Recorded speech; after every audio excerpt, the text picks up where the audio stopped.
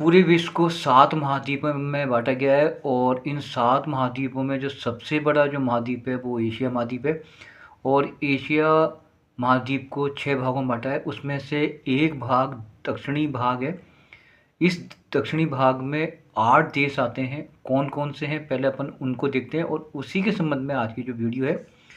तो दक्षिण में 8 देश आते हैं, वो मैं आपको ये बताऊं। जैसे पहला आता है आपका अफ़गानिस्तान, फिर आता है ये पाकिस्तान, ठीक है, फिर इंडिया है ही, और इसके बाद आता है आपका नेपाल, फिर आता है भूटान, एक आता है आपका बांग्लादेश, एक आता है श्रीलंका और एक आता है लास्ट में मालदीव। यानी कुल मिलाकर के 8 देश हैं। तो एक बार अपन गिनती कर लेते हैं। देखो, अफ़गानिस्तान, पाकिस्तान 2, इंडिया 3, नेपाल 4, भूटान 5, बांग्लादेश 6, श्रीलंका 7 और मालदीव 8। तो इन 8 जो देश हैं इन्होंने मिलकर के 8 दिसंबर 1985 में एक संगठन की स्थापना की, जिसको अपन सार्क या फिर दक्षिस कहते हैं। तो आज की वीडियो इसी के ऊपर आधारित है। तो शुरुआत करते हैं अपनी वीडियो को। तो मैंने अभी आपसे बात करी कि जो संगठन है उसको जो संक्षेप में सार्क बोलते हैं या बोलते हैं इसको दक्षिस बोलते हैं, और इसको इंग्लिश में बोलता है सार्क, SAARC। अब इसकी फुल फॉर्म देखते हैं वो क्या बनती है। ये बनती है south Asian association of regional cooperation. ये इसकी फुल फॉर्म है। अगर अपन हिंदी में बात करें तो है दक्षिण एशियाई क्षेत्रीय सहयोग संगठन, जिसको अपन सार्क बोलते हैं या बोलते हैं इसको क्या बोलते हैं, इसको दक्षिण बोलते हैं। अब अभी मैंने आपको कहा कि इसकी स्थापना 8 दिसंबर 1985 में की गई, ठीक है। अब इसके जो सदस्य देश हैं वो कौन कौन से हैं अपन उसकी बात करते हैं। तो इसके मैंने अभी बताया इसमें 8 देश हैं, जिसमें अपना है कौन कौन सा है, भारत है, भूटान है, पाकिस्तान है, नेपाल है, श्रीलंका है, मालदीव है और बांग्लादेश है और अफ़गानिस्तान है। तो अफ़गानिस्तान को 2007 में इस सम्मेलन के लिए सदस्यता मिली थी।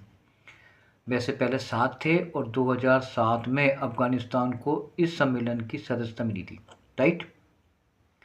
अब देखते हैं इस सम्मेलन का, यानी कि इस जो ऑर्गेनाइजेशन है या जो संगठन है, इसका जो मुख्यालय यानी कि जो सेक्रेटरीट है, जो सचिवालय है, वो कहाँ पर है।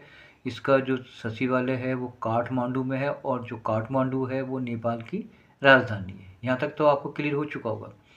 अब आते हैं कि इसका सम्मेलन का जो पहला आयोजन कहाँ किया गया। जो प्रथम सम्मेलन है वो कहाँ पर हुआ आयोजित, और पहला जो सम्मेलन है वो हुआ था स्टार्ट ढाका में, और ढाका जो है वो बांग्लादेश की राजधानी है। यहाँ तक तो क्लियर हो चुका होगा।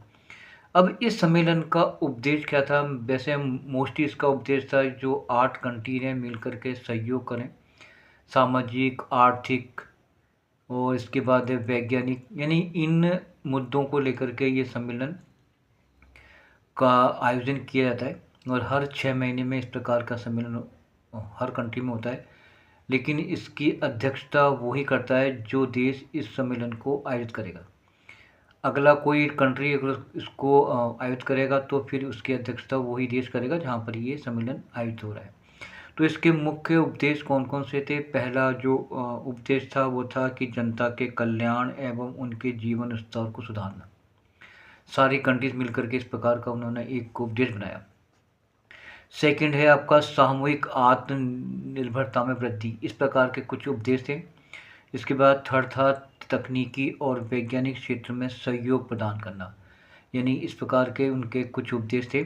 इसके बाद है समस्याओं का मूल्यांकन करना, यानी कि जो उनकी समस्याएं उनको आपस में मूल्यांकन करें, उसको मिल बैठ करके उसको आपस में उसका समाधान निकालें। यानी अंतर्राष्ट्रीय मंच के ऊपर भी और भी कुछ उपदेश थे। अंतर्राष्ट्रीय मंच के ऊपर भी ये 8 देश मिल करके अपनी समस्याओं को रखें। तो इस प्रकार के कुछ इनके उपदेश थे। तो वो उपदेशों को पूर्ति करने के लिए इन्होंने जो एक सम्मेलन जो जो स्थापना की, उसको अपन सार क्या, उसको क्या बोलते हैं, इसको बोला जाता है दक्षिण Asian association of regional cooperation, यानी सार्क बोलते हैं इसको। तो ये आज की वीडियो थी। मुझे सर उपदेश है कि आपको समझ में आ गया होगा।